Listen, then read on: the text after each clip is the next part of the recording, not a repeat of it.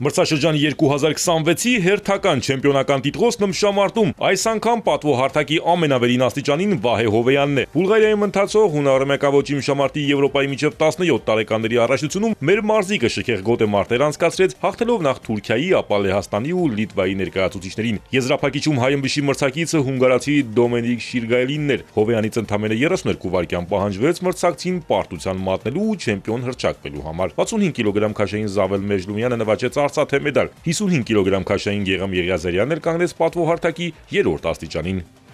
Հայաստանի ուժեղագույն գրոսմաստերներից մեկը 100%-անոց արդյունք ունի Ֆրանսիայում ընթացող միջազգային մրցաշարում։ 3 տուրից հետո Հայկ Մարտիրոսյանը ունի 3 միավոր եւ կիսում է 1-ից 2-րդ տեղերը։ Հայ շախմատիստներից մրցաշարին մասնակցում են նաեւ Էմին Օհանյանը եւ Մամիկոն Ղարիբյանը։ Օհանյանն ունի 2, Ղարիբյանը 1.5 միավոր։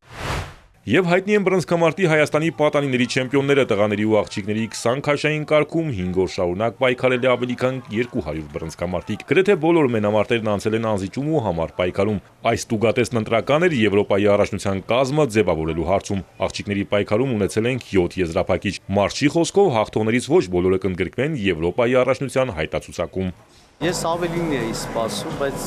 ավաղ ավելի վատ էր, քան ես սպասում էի, բայց կային 2-3 մարզիկներ, որոնք կընդգրկվեն հավաքականի կազմ, պատրաստվենք Եվրոպայի առաջիկա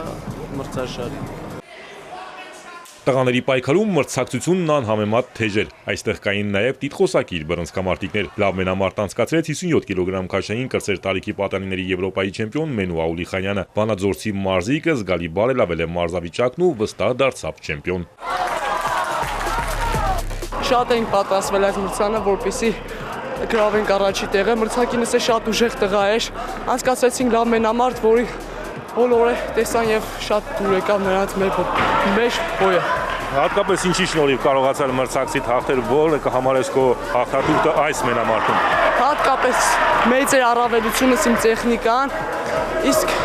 ամեն ինչն էլ միջև Եվրոպա գնալը սա կկարգավորենք եւ կգնանք ավելի լավ հանդես կգանք Եվրոպայի առաջնության ժամանակ։ Լավ բռնցքամարտիկներ ունենք, ուղղակի հաշեր կա, որ պետք է աշխատենք նրանց, վերապատրաստենք ֆիզիկական եւ տեխնիկա-տակտիկական պարամունքներով, դա արդեն հավաքների վաղտը կլինի։ Հայաստանի առաջնությունում տպավորեց նաև 60 կիլոգրամ քաշային Էդուարդ Քարամյանը, որը եզրափակիչում մեծ առավելությամբ հաղթեց Ալեն Խաչատրյանին։ Քարամյանը ճանաչվեց նաև Հայաստանի առաջնության լավագույն մարզիկ։ Արամ Մանուկյան, Էպիկենտրոն։